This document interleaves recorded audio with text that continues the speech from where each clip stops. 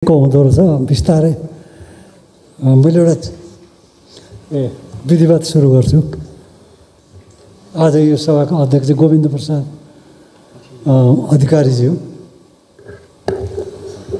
अनि यहाँ उपस्थित हुनुहुन्छ अशेष भाइ, अभय भाइ, सबै भाइ भाइ। अब सत्यमन दाइ सबैलाई भाइ भन्नुहुन्थ्यो, मेरो पनि त्यो प्रिभिलेज हुन थालेको छ अहिले नि। यसो हेर्छु भाइ भनिदियो ठकिहाल्नु। तपाईँलाई भन्दिनँ है, दयाराम श्रेष्ठ भाइ भन्दिनँ। प्राध्यापक डाक्टर, कथाका गुरु, विद्वान, व्याख्याता डाक्टर दयाराम श्रेष्ठ, नयनराज पाण्डे कथा लेखक। होइन नाउँ भन्न थाल्यो भने त पुग्दैन ल। सबैको ऊ मिलाएर निरजले सबैको सङ्कलन गरेर छापिदिन्छन् बडो राम्ररी। नारायण भाइ अब कथाका रचनाकारै भइहाल्नु, अगाडि बस्ने कक्षापति मल्ल, सावित्री डाक्टर डाक्टर ज्ञानु पाण्डे, उहाँ बिपीको आख्यानको व्याख्याता। अनि मुख्य मान्छेलाई सम्बोधनै गर्न बिर्सेँ, प्रतीक प्रधान, जसलाई मैले उनका बाबुआमाको बिहे भएदेखि नै चिनेको हो। अनि त्यस पछाडि बिचबिचमा कथाको विषय उसमा जाने गरे हो। डाक्टर अर्चना उप्रेतीको प्रयोगात्मक कथाको छलफल एकाडेमीमा गरेका थियौँ। त्यसमा पनि गएर बोलेकै हुँ। म जाँदै जान्न भन्ने कुराको अब यहाँ म आफै वकालत गर्दैछु। गएर बोलेकै हुँ।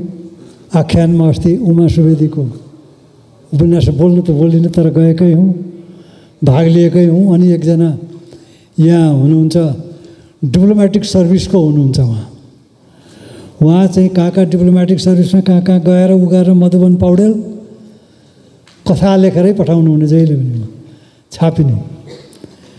किशोर पहाडी भाइ अस्ति पोहोर चाहिँ नि दौडिँदै आए, बडो खुसी मुडमा। के भयो भन्दाखेरि मनोज नेउपामा 12 खरीको पुरस्कार पाइयो, कथा पुरस्कार भन्दै आएका थिए।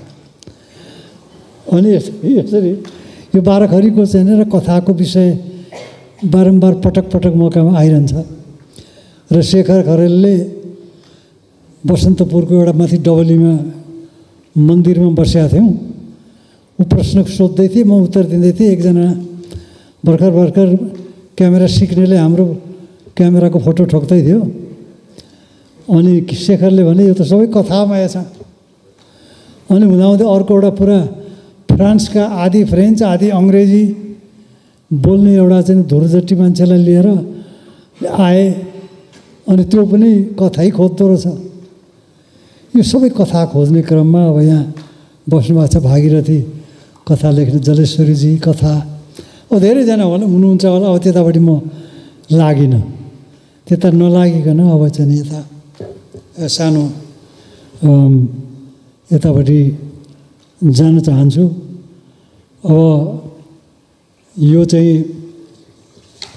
प्रतीकले यो कुरा भनिसकेपछि विद्वत प्रवचन भन्ने एउटा बडो राम्रो शब्दहरू त भव्य छन् भने विद्वत प्रवचन भनेपछि यसो सोचेँ यो विद्वत प्रवचन कायदा, किनभने सर लेखेर ल्यायो, पढो, हिँडो।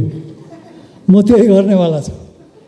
आख्यानको विषयमा हुन्छ। अनि तर त्यसो गर्दा पनि निकै पढ्नु ओर्नु खोज्नु त पर्यो। खोज्दै चाहिँ नि नेपालको विद्यार्थीहरूलाई कथाको विषयमा गराउने, सिकाउने, शोध गराउने, लेख्ने मान्छे आफ्नै साथी दयाराम श्रेष्ठ होइन, उहाँले एउटा चाहिँ नि 25 वर्षका नेपाली कथा भनेर सम्पादन गर्नुभएको थियो। भने मसँग ठ्याक्कै अगाडि रहेछ। अनि त्यो पढेँ। भूमिका यस्तो जोरदार भूमिका छ, तर दुःखको कुरा के छ भने त्यो कहीँ पनि सङ्कलित छैन। अब यो चाहिँ अलिक साइडको कुरा भयो। त्यो प्रसङ्ग फेरि यहाँ पनि आउँछ। म चाहिँ नि यो पढेर सुनाउन चाहन्छु। र हाम्रो टाढादेखि चिठी लेख्दा तलमाथि उच्च निच भए कुनै के सम्झी माफ गरिदिनु हुनेछ भन्ने चाहिँ त्यस्तै हो। अनि म पढ्दै जान्छु। कति टाइम दिया छौ? 2-3 पाता छ। म आजको यो संक्षिप्त प्रस्तुतिमा साहित्य अध्ययनका आधारहरू, त्यसमा विधागत साहित्यको जन्म र प्रयोग विषयका केही विचारहरू राख्न चाहन्छु। साहित्य अध्ययनका आधारहरूमा पनि विशेष गरेर विधाको रचना र प्रयोग अनि हाम्रो आफ्नै साहित्य अनुशीलनमा हामीले कस्ता मापदण्डका प्रयोग गरी आएका छौँ त्यसको प्रसङ्गलाई ल्याउन चाहन्छु। यो कार्यक्रमको आयोजना, आख्यान, त्यसमा पनि कथा विधाको विषयबाट भएको हुनाले त्यसको पनि प्रसङ्ग ल्याउनु उपयुक्त हुन्छ भन्ने मेरो मान्यता हो। तर एउटा छोटो प्रस्तुतिमा कथा विधाका विस्तृत पक्ष र त्यसका लेखकहरू अनि तिनका कामको समीक्षा यहाँ गर्न सम्भव भएन। नेपाली कथा साहित्य सम्बन्धी अनेकौँ समीक्षाहरू निस्केका छन्। कथाबाट कसरी जगत हेरिन्छ भन्ने कुरालाई लिएर अनेकौँ धारणा आएका छन्। कथा मात्र नभएर आख्यान साधनाकै कुरा गर्नु सायद उपयुक्त हुन्छ। अहिले साहित्यमा सिद्धान्त र समालोचना अनि विचारको सङ्गम र द्वन्द्व चलेको छ। यस्तो अवस्थामा साहित्यका विधाहरूका चरित्रमाथि पनि चर्चा र प्रयोग भएका छन्।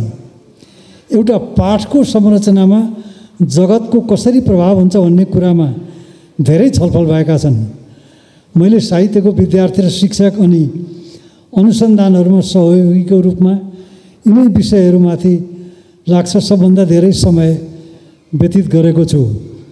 तर पनि यसको विषयमा दिन प्रतिदिनका अध्ययनका आयामहरू फराकिला हुँदै गएको अवस्थामा कुनै एक मापदण्डलाई मात्र आधार राख्न उपयुक्त हुँदैन।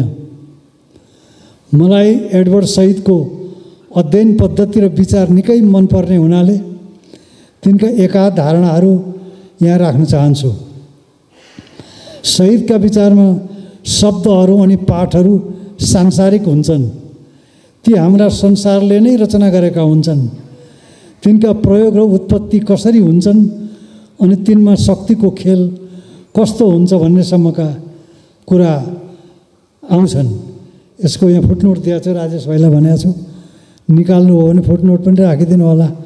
एक ठाउँमा नेपाल प्रज्ञा प्रतिष्ठानले एकपटक खुब मिहिनेत गरेर फुटनोट सहित लेखेको थिएँ। अनि पछि फुटनोट केही पनि छैन। यो के गर्नु भन्दा दाइ अलिकति खर्च बाँच्ने भयो यो बेकारको तल है भनेर हटाइदिउँ। त्यसो नगरिदिनु होला। हुनाले तिनका एका धारणाहरू यहाँ सहितको विचारमा हरेक पाठ संरचनाका उपज हुन्। त्यसैले हरेक साहित्यिक रचनामा त्यही संसार बोल्ने हो। सहितले समालोचकलाई भूमिका दिएका छन्। उनी भन्छन् संसार र साहित्यिक पाठको सम्बन्ध जोड्ने समालोचक हो। उनको विचारमा हामी साहित्यिक रचना र हाम्रो पठन पाठनको विषय मात्र होइन, यसलाई बजारमा पुर्याउने कुरा पनि गर्छौँ। तर हामी गत दशकहरूदेखि चलिआएका समालोचनाका कुरा गर्छौँ। त्यसो त अहिले त्यस्ता कुनै एकल रूपमा समालोचना पनि निस्केका छैनन्।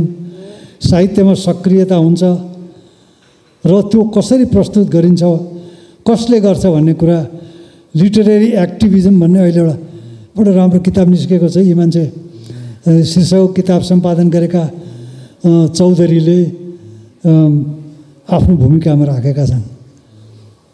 हाम्रो युगमा आख्यान छैनन् किनकि यस युगमा बहुल धार छन् भन्ने एक थरीको जोरदार कुराहरू पढ्न पाएँ पछिल्लो समय। एउटा मान्यता बलियो भएर आएछ। यो सिद्धान्त अनुसार आख्यानका धारहरू बहुल छन् र अमुक कथालाई सर्लक्क मिल्ने तिनका चरित्र छैनन्। क्यारोलिन फोर्से भन्ने लेखक सम्पादकको विचारमा हाम्रो युगको कथालाई चट्ट मिल्ने चरित्र नै छैन भन्छ।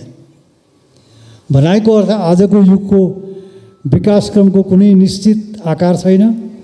हाम्रो समयमा आख्यानको अगाडि बढ्दै जाने प्रवृत्ति हुँदैन अनि त्यो पूर्ण भई एक ठाउँमा आएर टुङ्गिएको छ भन्ने पनि हुँदैन भन्ने अहिले चलेका मैले पढेका बहसहरू हुन्। अर्को कुरा आख्यानको भाषा स्वाभाविक चरित्रको हामीले प्रयोग गर्ने नै भाषा हो। त्यसमा हाम्रो जीवनका परिचित आलम्बनकै प्रयोग हुन्छ।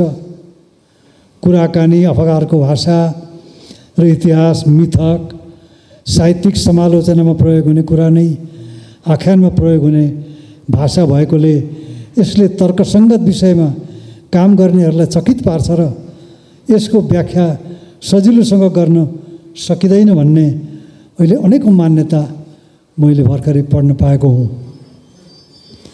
हाम्रो साहित्य अध्ययन प्रणालीमा पद्य र गद्य भन्ने भेद त छँदैछ।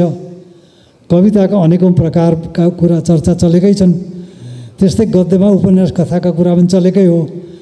यसभित्र गद्य लेखनका अनेकौँ उपविधाहरूको प्रयोग हुन्छ भने पनि विद्यार्थीहरूसँग छलफल गरिएकै विषय हो।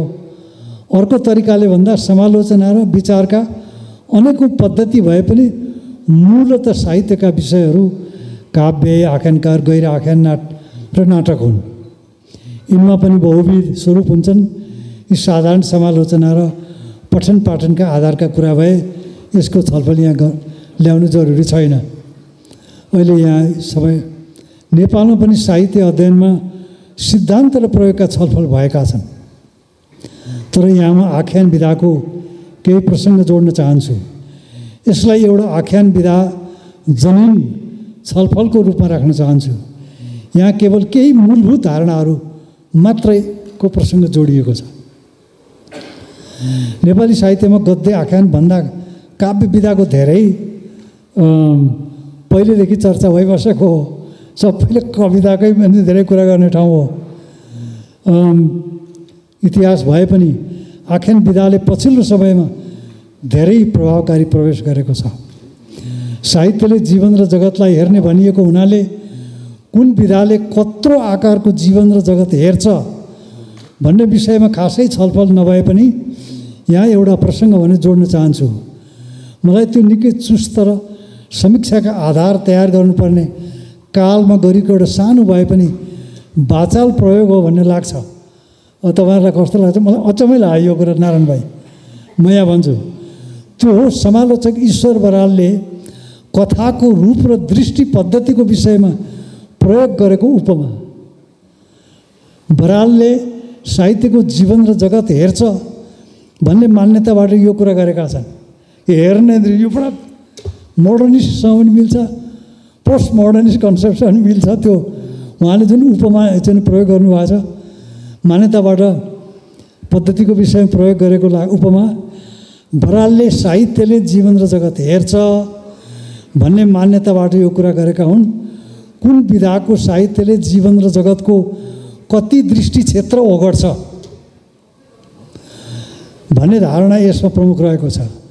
त्यस अर्थमा ईश्वर बरालले कथा विधा सानो आकारको हुने हुनाले यसको धेरै ठुलो आकारको जीवन र जगतको दृष्टिकोण प्रस्तुत गर्न सक्दैन, तर यसले त्यही जगतलाई हेर्ने कर्म गर्छ भन्ने विचारले कथाको दृष्टिकोणलाई जगत हेर्ने एउटा सानो तर महत्त्वपूर्ण कोडको रूपमा नामाकरण गरे।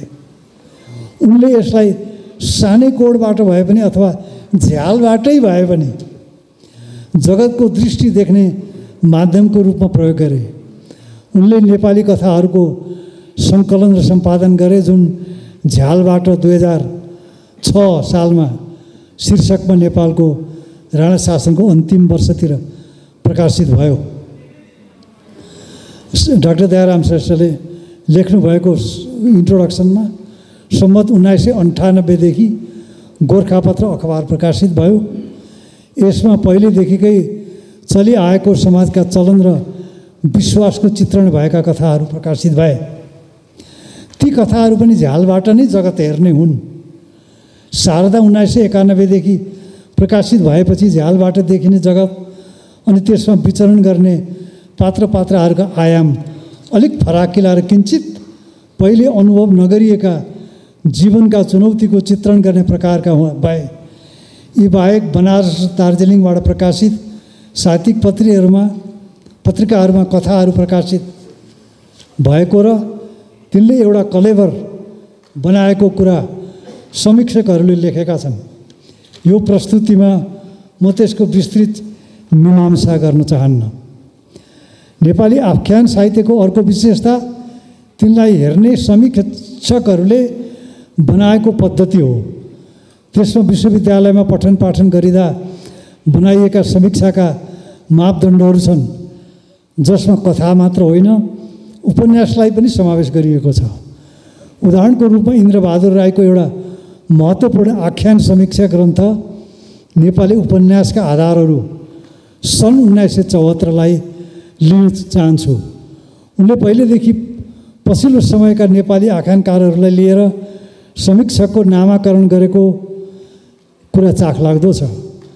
नेपाली साहित्यमा कविता समीक्षामा नामाकरण गर्ने पद्धति प्रचलित छ, जसमा शास्त्रीय, रोमान्टिक, आधुनिक वा मोडर्निस्ट, पोस्ट मोडर्निस्ट भनेर पनि झगडा हुन्छ कहिलेकाहीँ।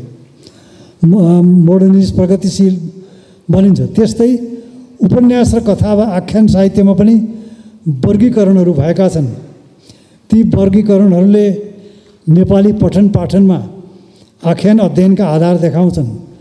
उदाहरणको निम्ति इन्द्रबहादुर राईले को एउटा ह्युरिस्टिक भन्छ नि अङ्ग्रेजीमा, अर्थ नै के हो, सजिलोको लागि एउटा उनले गरेको बडा राम्रो लाग्यो मलाई नि। राईको वर्गीकरण यहाँ उल्लेख गर्न उपयुक्त ठान्दछु।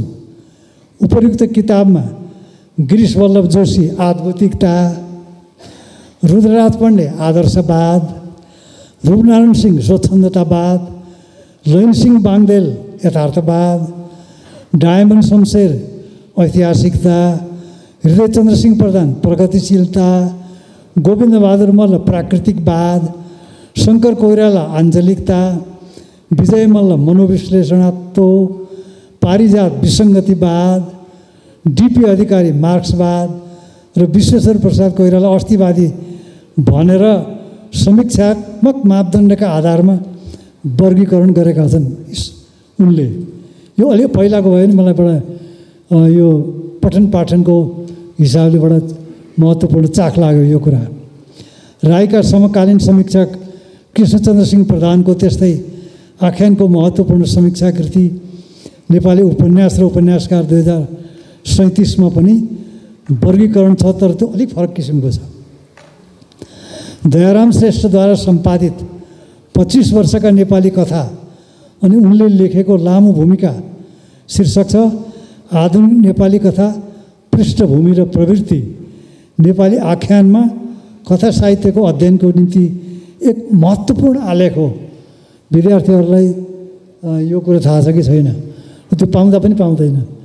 यस्तो छ, मलाई कसैले सोध्छ भने सर्व कहाँ निस्किया छ भने एकाडेमीमा एउटा किताब निस्किया छ, मेरो लेख पहिले नै छापिया छ, त्यो कहीँ बिक्री हुँदैन, कहीँ लाँदैन, त्यहीँ पाइन्छ भन्छु म। त्यो बडा सजिलो छ, एकाडेमीको किताबमा ठेगाना दिन सजिलो छ, बाहिर लाँदैन, त्यो सधैँ त्यहीँ हुन्छ, जानुभन्दा पाएका पनि छन्। सिक्किमबाट अस्ति विद्यार्थीहरू 30 जना आएका थिए, त्यहाँ लगेर सबै यति किताब किनाइदिने सबै, त्यो चाहिँ भेटाइन फेरि त्यो। अनि एकजना त्यो ट्रौमालाई के भन्छ अरे, अभिघातको सिद्धान्तको चाहिँ एउटा किताब लेखेकी थिइन्, शान्ति गिरीको अत्यन्त महत्त्वपूर्ण किताब छ। अब त्यो सिक्किम युनिभर्सिटीमा बिन्दु र म गएको थिएँ उता, उसमा त्यो किताब त्यस्तो निस्किएको छ भन्ने सुन्छु। त्यो विद्यार्थी यहाँ आए 15-20 जना, शान्तिलाई फोन गरेर 20वटा किताब लिएर आइहाल यहाँ, उनका 20वटा किताब त्यहाँ लगे। यो पठाउने गर्ने चलन छैन, तर दयाराम श्रेष्ठको किताब त पाइँदैन। मेरो पनि त्यो मैले चाहिँ कविताको गरेका थिएँ, ती किताब अहिले त्यो पाइँदैनन्।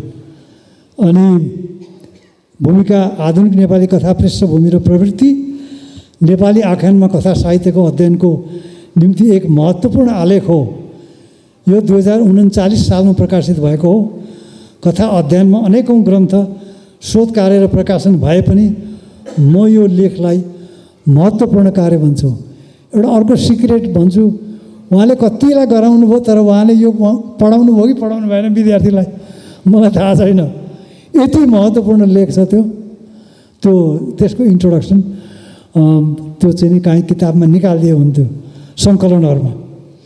इन्द्रबहादुर राईको वर्गीकरण उद्धरण गर्नुको कारण यसमा हामी नेपाली आख्यान साहित्यको चरित्र देख्न सक्छौँ अथवा समालोचनाको मानक देख्न सक्छौँ भन्नलाई हो। अनि त्यसपछि यसबाट अहिले कहाँ पुगेका छौँ भन्ने विषयको छलफल गर्न सक्छौँ भन्ने पनि हो। इन्द्रबहादुर राईको मानक नेपाली प्राज्ञिक र समालोचनाको मानक हो। प्रधानको उल्लेखित कृति अनि अहिलेसम्मकै अरू अनेकौँ विद्वान समीक्षक, अनुसन्धाता र प्राज्ञिक कर्म गर्नेले पनि अरू आधार बनाएका छन्।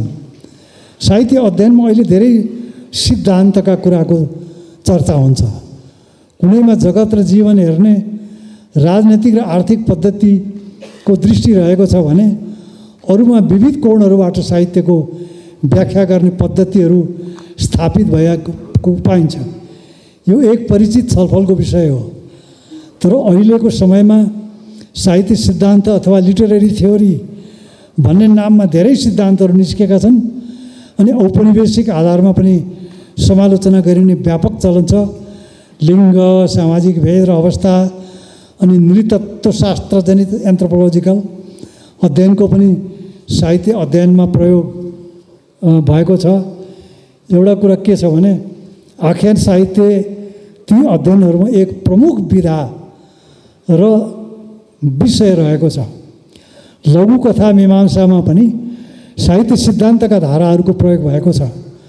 कथाको संरचना, पात्र र विषयवस्तुलाई लिएर ती छलफल भएका छन्। नेपाली समीक्षामा यथार्थवाद, अस्तित्ववाद, मार्क्सवाद, नारीवाद परिचित नामहरू हुन्। पछिल्लो समयमा आएर पात्रका अरू आयामहरूलाई पनि हेर्नुपर्ने समीक्षाका दृश्यहरू आएका छन्। त्यसमा ट्रौमा वा नेपाली विभागले भन्ने गरेको अभिघात सिद्धान्तको एउटा वाचाल धारणा हो। पात्रले भोगेका अभिघातको छलफल हुन्छ यसमा। शान्तिमाया गिरीको आधुनिक नेपाली कथामा अभिघात 2075 एउटा महत्त्वपूर्ण अध्ययन हो। यो विद्यावारिधीको शोध ग्रन्थ हो जुन मैले हेरेको थिएँ, जुन किताबको रूपमा प्रकाशित छ। आधुनिक तपाईँ छाप्या हो त्यो होइन क्या रे यो शान्तिमाया। आधुनिक कालमा कथाका अमुक दृष्टिकोण र त्यसका सिद्धान्तलाई लिएर व्याख्या भएका छन्। अस्तित्ववाद, मनोविज्ञानवाद, अस्मितावाद र सामाजिक संरचनाको मार्क्सवादी दृष्टिलाई लिएर कथाका व्याख्या हुन्छन्। रूपवाद वा यो फर्मालिजममा बढी कथाहरूमा चाहिँ रूपवादको धेरै प्रयोग भएको भेटेँ। जनिन समीक्षामा दृष्टिकोणको मूल आधार, पोइन्ट अफ भ्यू भन्ने बनावटलाई लिएर छलफल भएका छन् भने एकल वा झ्यालबाट प्रभावलाई लिएर पनि चर्चा भएका छन्। इन्द्रबहादुर राई, जेम्स जोयस, विश्वेश्वर प्रसाद कोइराला, विजय मल्ल, पारिजात, ध्रुवचन्द्र गौतम, प्रेमा शाह, परशु प्रधान र देवकुमारी थापाका कथालाई लिएर मैले एउटा मीमांसा गरेको थिएँ केही वर्ष अगाडि। तिम्रो त उमेर त भइसकेको थियो तर त्यो त्यहाँ थिएन। धेरै राम्रो छलफल भएको थियो, राम्रो कन्ट्रिब्युसन भएको थियो त्यसमा। फेरि त्यो भएन, त्यो चलनै हरायो। मैले एउटा अहिले गर्ने हो भने त्यो मीमांसामा अरू कुराहरू पनि समावेश गर्नुपर्छ। मनोगत संरचना अथवा नेपाली समालोचकले भन्ने गरेको फ्रायडवादी दृष्टिको नेपाली कथा चर्चामा निकै ठुलो प्रयोग भएको छ। विश्वेश्वर प्रसाद कोइरालालाई का कथामा त्यसको धेरै प्रयोग भएको छ भन्छन् समीक्षकहरूले। त ऊ त फ्रायडवादी हो भन्दै बस कति सजिलो भएको छ। मेरा विमति छन् जसको विषयमा मैले विस्तृत रूपमा लेखेको छु। विश्वेश्वर प्रसाद कोइरालाको राजनीति, साहित्य र कानुनको त्रिउनले मण्डित दर्शन व्याख्याका समस्या भन्ने आख्यानकार विश्वेश्वर प्रसाद कोइराला पुनर्पाठ। ज्ञानु यहाँ छँदैछन्, ज्ञानुले अरूबाट भन्न सक्छन्। अनि त्यो कहाँ पाइन्छ सर भने त एकाडेमीमा जाओ, त्यो त्यहीँ छ, बिक्री भएको छैन। सबैले भएन भने सधैँ भेट्छन्, त्यो कहीँ बिक्री हुँदैन। एकाडेमीको त्यो साधुवाद हो त्यो राम्रो। अनि त्यसमा चाहिँ फराकिलो आयाममा चाखलाग्दो कुरा अर्को पनि छ। ईश्वर बरालको झ्यालबाट प्रयोगले मोडर्निस्ट अथवा आधुनिकतावादको सारतत्व दृष्टिलाई समातेको छ। पेरिसको एउटा बाहिरपट्टि एउटा थिङ्कर भन्ने मूर्ति छ, रोदाले बनाएको। शेखरले देख्यो होला, त्यो तिमीले ल्याइदिएको हो कि मलाई फोटोग्राफ। मैले गएर पनि हेरेँ, रोदाको यसरी हेरिराखेको एउटा छ। त्यो मोडर्निस्ट भन्छ। त्यो रोदाले यसरी हेर्छ त्यो दृष्टिकोण। उनीहरूको रोदाले त्यो बेला विचार के गर्यो भने यो मान्छे मोडर्निस्ट हो, यो आधुनिक पात्र हो, यसले केही पनि देख्दैन, आफ्नो सानो भूमि झ्यालबाट, ईश्वर बरालले भने जस्तो झ्यालबाट हेर्छ त्यहीँ बस्छ। त्यो मूर्ति अहिले पनि छ। हुँदाहुँदै यति टुरिस्टको त्यहाँ भिड हुन थाल्यो कि त्यो रोदाका साना साना मूर्ति बनाएर बेच्न थाले त्यहाँ। अब त्यो मोडर्निस्ट होइन, पोस्ट मोडर्निस्ट भयो त्यो। त्यसको चाहिँ नि मूर्ति बेच्न थाले, बिक्रीमा गयो। यसरी एउटा एकल कन्टेम्प्लेसन ध्यान जुन हुन्छ त्यसको पनि चाहिँ नि पछि आएर त्यो प्रयोगमा आइसकेपछि त्यो त्यसमा भएको पात्र एकल हुँदैन, त्यसको एकल अस्मिता हुँदैन। झापल सार्त्रका कथामा पनि त्यस्तै हुन्छ। झापल सार्त्रले लेखेका कथाहरू मेरो त अङ्ग्रेजी विभागहरूले पढ्नुभएको, त्यो त्यस्तै हुन्छ। यतापट्टि बिपी कोइरालाले त्यस्तै लेख्नुभयो। लेखेपछि अनि म यहाँ अलिकति उहाँसँग मेरो विमतिको कुरा छ। अरूका कथा भेटिन्छ। विश्वका नाम चलेका साहित्यिक संस्था र अनि बिपी कोइरालाले चाहिँ के गर्नुभयो भन्दाखेरि यी चाहिँ मेरा कथा भए, आख्यान भए, बाँकी मेरा राजनीतिक धारणा भन्नुभयो। अनि त्यो उहाँले काङ्ग्रेसका आफ्नै कार्यकर्तालाई खुसी पार्न भन्नुभयो कि के भन्नुभयो? त्यसो भन्नु मैले त्यही कहीँ बिक्री नभएर त्यहाँ सुरक्षित किताबको लेखमा लेखेको छु। बिपीसँग डिफरेन्स, एकजना नरहरि आचार्यले र विचार मेरो मिल्छ। उहाँले चाहिँ नि भरे अध्ययन गर्दा के भेटिन्छ भने बिपी कोइरालाको राजनीति उनकै कथामा प्रष्टै देखिन्छ। तर उहाँले भन्नुभयो त्यो अलग हो, त्यो मेरो अराजक अभ्यास हो, राजनीति समाजवाद हो भनिदिनु। त्यो गफ लगाइदिनु भयो। त्यो किन गफ लगाउनु भयो थाहा भएन। मैले चाहिँ त्यहाँ लेखेको छु, त्यो बिक्री नभई बसेको किताबमा छ। त्यो चाहियो भने त्यहीँ छ, आधारहरू छन्।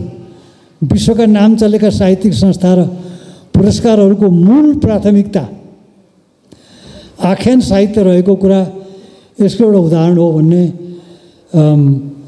आधारहरू छन्। हिजोआज पुरस्कारहरू त्यो बुकर प्राइजदेखि लिएर नोबेल प्राइजदेखि लिएर सबैमा फिक्सनैको कुरा हो। धेरै जसो फिक्सनकै कुरा हुन्छ, आख्यानकै कुरा छ। आख्यानले डोमिनेट गरेको साहित्य हो अहिले। त्यसै कारणले कथा त लगभग चर्चा नगरिने विधा भइसकेकोमा यो भारखरीले अत्यन्त जोरदार किसिमले अगाडि यो यत्र कार्यक्रमहरू ल्याएको कुरा त धेरै महत्त्वपूर्ण हो। साहित्य अध्ययन गर्नेहरूले त यो कुरालाई धेरै महत्त्वपूर्ण मान्नुपर्छ र महत्त्व दिनुपर्छ। अरूले गर्दैनन् भनेर नसोचौँ, एकाडेमीतिर ध्यानै नदिउँ, उता हेर्दै नहेरे भयो। अरू त्यस्तो संस्थाहरू पनि छन् जसले साहित्यका विभिन्न विधालाई लिएर त्यसलाई प्रमोसन गरेर गर्लान् भन्ने नसोचौँ, त्यो त छैन। अर्को एउटा सुरु समस्या यिनको। अब एउटा पछाडितिर पुगेँ। पुरस्कारहरूको मूल प्राथमिकता आख्यान साहित्य रहेको कुरा यसको एउटा उदाहरण हो भन्ने आधारहरू छन्। इतिहासलाई साहित्यसँग जोडेर व्याख्या गर्ने चाख पहिलेदेखि नै भए पनि यसलाई आजको युगमा वैचारिक र प्रयोगात्मक रूपमा हाइड एन्ड व्हाइट भन्ने मानिसले ल्याएका छन्। यिनको मेटा हिस्ट्री अथवा अधि इतिहास भन्ने ग्रन्थमा उनले यो धारणा राखेका छन्। यो कुरा साह्रै राम्रो लेखेका छन्। अर्चनाले नोट गरिसकेन होला। यो मेटा हिस्ट्री भन्ने यो हाइड एन्ड व्हाइटको इतिहासमै चाहिँ नि फिक्सनलाई जोड्नुपर्छ, त्यसरी नहेरी हुँदैन। चेतना लगभग बिपी कोइरालाको पनि त्यस्तै हो। तर एक ठाउँमा आएपछि कार्यकर्ताको भ्रममा पर्छन् भनेर हो कि हो अलग पनि हुन्थ्यो। कथा त्यस्तो लेखेर पनि यो कुरा मैले भन्दा ज्ञानुले भन्न सक्छन्। ज्ञानु यहीँ भइरहेको हुनाले म यस विषयमा अरू भन्न चाहन्न। हाइड एन्ड व्हाइटले ऐतिहासिक यथार्थवादसँग रोमान्स, कमेडी, ट्रेजेडी, व्यङ्ग्य, दर्शन र काव्यात्मक व्याख्यालाई जोडेका छन्। यथार्थमा पछिल्लो समयमा प्रयोग गरिने साहित्य सिद्धान्तको मूल आधार यस्तै पद्धति उन्मुख हुनुपर्छ भन्ने मेरो आफ्नो मान्यता। लामो छलफलको विषय हो सक्दैछु। अनि यो डिक्टेटरहरूले साहित्यमाथि डन्डा चलाउनेहरूले पनि आख्यानलाई नै प्रयोग गर्छ। डाक्टर जी भागवतदेखि लिएर उता उनका जतिलाई गएर मैले चीनका नोबेल पुरस्कार विजेता त्यो आमा के अरे तिनलाई भेटेँ चीनको एउटा सम्मेलनमा र बडा भेट्न त पाएको थिइनँ, तर कसो चान्स मिलाइदिएर भेटेँ। बडो राम्रो कुराहरू यस्तै कुराहरू भएको थियो। आख्यानमा नै राज्यको पनि चाख छ। त आख्यानमा त्यो कुन शक्ति हो? आख्यान लेख्नेले त्यो शक्ति आफू वर्ण गर्छ कि गर्दैन? नरेन्द्रनाथ पाण्डेले उपन्यास लेख्न बस्दा यहाँ एउटा शक्तिको कुरा पो ठोक्नु पर्यो। अशेष भाइले त नाटकमा सिधै लेखिदिनुहुन्छ। हाम्रो त नाटकमा हुन्छ सिधै लेख्न सकिन्छ। लेखेर पुलिसले खेदेर खेद युगै सुरु गर्नुहुन्छ। सायद आँगनबाटै युग सुरु गरे मान्छे। हाम्रो त्यो थिएटरमा हुन्छ। अब तपाईँले उपन्यास लेख्ने बेला म अब आन्दोलन पो ठोकिदिनु पऱ्यो भनेर कति विचार गरेर लेख्न थाल्नुहुन्छ। नारायण भाइले बिचबिचमा खतरा मोल्नु भएको छ कि एउटा। यसरी आख्यान लेख्नेहरूले गरेका छन्। आख्यानमै छ राज्यको, पुरस्कारको, डन्डा चलाउनेको सबैको ध्यान आख्यानमा। र यो नेपालमा अब कथाहरूको चाहिँ धेरै ठुलो अन्तर्निहित शक्ति हो। झ्यालबाटै सहित हेरिएको एउटा त्यो क्लासिकल पनि त्यही हो, रोमान्टिक पनि त्यही हो, मोडर्निस्ट त हुँदै हो। एउटा हरेक व्यक्ति मोडर्निस्ट मान्छे, आधुनिक मान्छे झ्यालबाट त हेर्छ, त्यतिबाट हेर्छ। उसले देखिने त्यति दृष्टिकोण त हो। क्या शब्द निकालेछन् बुढाले। अब उनले त मैले भने अर्थमा लिए कि लिएनन्, तर मलाई चाहिँ धेरै अर्थपूर्ण लाग्यो। ईश्वर बरालो आख्यान लेखकले आफ्ना लेखनलाई शक्ति र राज्यका दृष्टिकोणसँग जुझ्दै विधाको रूपमा घोषित नगरे पनि त्यसको चरित्रलाई स्वीकार गरे। यो कुरा पश्चिमेली साहित्यमा धेरै देखिन्छ। इतिहास, वर्तमान, शासक र व्यवस्थासँग सोझै सम्बन्ध भएको विधा हो आख्यान। आख्यान लेखकहरूलाई शक्तिशाली मानेर राज्यले तारो बनाएका उदाहरण भनिहालेँ। म उदाहरणहरू वा नामहरू यहाँ उल्लेख गर्न चाहन्न। नेपाली आख्यान लेखन पनि एक वाचाल विधा हो।